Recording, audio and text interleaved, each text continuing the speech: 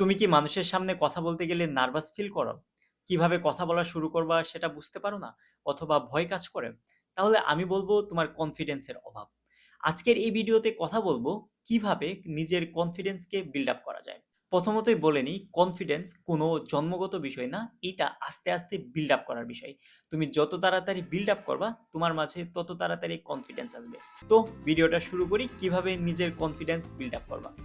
প্রথমতই নিজেকে ছোট, ছোট চ্যালেঞ্জ দাও। সেটা হতে পারে ক্লাসরুমে টিচারকে প্রশ্ন করা, সেটা হতে পারে নতুন কোনো মানুষের সাথে পরিচয় হওয়া, অথবা নিজে মোবাইলের সামনে বা আয়নার সামনে দাঁড়িয়ে কথা বলা। এই কাজগুলো করতে গেলে ১ম দিকে ভয় লাগবে, নিজের অস্বস্তি লাগবে। কিন্তু এই ভয়গুলাকে জয় করে যখন তুমি নিজের প্রশ্নগুলা করতে থাকবা বা তোমার ব্রেনে যখন একটা মেসেজ যাবে, "হ্যাঁ, আমি পারি।" এই পারি মেসেজটাই তোমার কনফিডেন্সকে বিল্ড আপ করতে বাধ্য। তখন পরবর্তীতে তুমি অন্য কোনো কাজ করার ক্ষেত্রে বা অন্য কোনো প্রশ্ন করার ক্ষেত্রে তুমি কিন্তু অনেকটাই কনফিডেন্স পাবা। ২ নাম্বার, কথা বলার প্র্যাকটিস করা।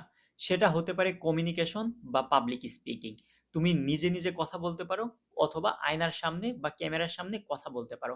১ম দিকে কথা বলতে গেলে তোমার অস্বস্তি লাগবে, তোমার জড়তা কাজ করবে। কিন্তু একটা সময় পর গিয়ে বা ১ সপ্তাহ ২ সপ্তাহ পর গিয়ে তুমি আস্তে, আস্তে নিজের ডেভেলপমেন্টটা দেখতে পারবা যে তুমি কত সুন্দর করে কথা বলতে পারতেছো।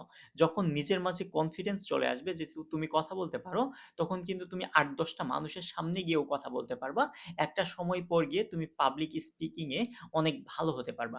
এই জিনিসটা তোমাকে অনেকটাই কনফিডেন্স দিবে পরবর্তী কাজগুলা করার ক্ষেত্রে বা পাবলিক স্পিকিং এ কথা বলার ক্ষেত্রে। ৩ নাম্বার, নিজের বডি ল্যাঙ্গুয়েজ এর দিকে খেয়াল রাখবা।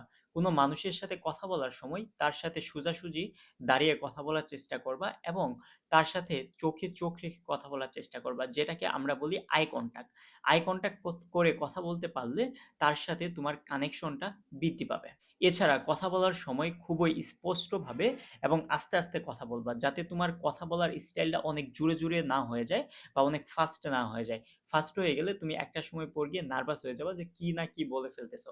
আর কথা বলার সময় খুবই ভেবেচিন্তে বলবা যে তুমি কোন কথাটা বলতেছো, এই জিনিসটা একটু খেয়াল রাখার চেষ্টা করবা। ৪ নাম্বার, অন্যের সাথে নিজেকে কম্পেয়ার করা বন্ধ করবা। অন্য মানুষ কতটা স্মার্ট, সে কতটা ভালো করে কথা বলতে পারে, সে লাইফে কতটুকু সাকসেসফুল, সে পড়াশোনায় কতটা ভালো, এই জিনিসগুলা অন্য কারোর সাথে নিজেকে কম্পেয়ার করবা না। তোমার কম্পেয়ারটা হবে নিজের সাথে। গতকাল তুমি যা ছিলা, আজকে তার থেকে ১% হলেও উন্নতি করার চেষ্টা করবা। তারপরের দিন ১% হলেও উন্নতি করার চেষ্টা করবা। তারপরের দিন আরো উন্নতি করার চেষ্টা করবা। এভাবে নিজের সাথে যখন নিজে কম্পেয়ার করার চেষ্টা করবা, তখন একটা সময় পর গিয়ে তোমার আস্তে, আস্তে ডেভেলপ হতে বাধ্য বা তোমার আস্তে, আস্তে অনেক কিছুই ডেভেলপ হয়ে যাবে।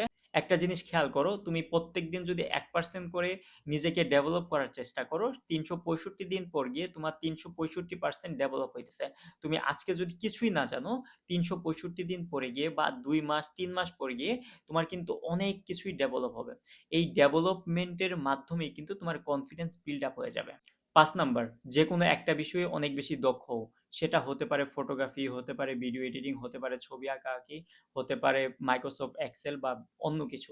এমনভাবে দক্ষ হবা ওই জিনিসটাতে তোমার থেকে যাতে ভালো কেউ না পারে।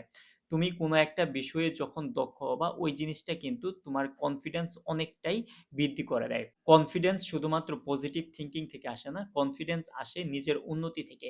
যখন তোমার নিজের উন্নতি হবে তখন নিজে, নিজে বুঝতে পারবা বা নিজের মধ্যে একটা ভালো লাগা কাজ করবে। সেই ভালো লাগা থেকেই তোমার নিজে, নিজের কনফিডেন্স চলে আসবে। আর আমরা কনফিডেন্স পাই না কখন জানো? যখন আমাদের নিজের উপরে বিশ্বাস থাকে না। যখন আমাদের নিজের মাঝে বিশ্বাস আসবে তখন আমরা অবশ্যই কনফিডেন্স পাবো। তাই নিজেকে ডেভেলপ করার চেষ্টা করো, নিজেকে উন্নত করার চেষ্টা করো। তাহলে দেখবা নিজের মাঝে এমনি কনফিডেন্স চলে আসবে। এছাড়া পরবর্তীতে তোমরা কোন বিষয়ের উপর ভিডিও চাও আমাকে অবশ্যই কমেন্ট বক্সে জানাবা।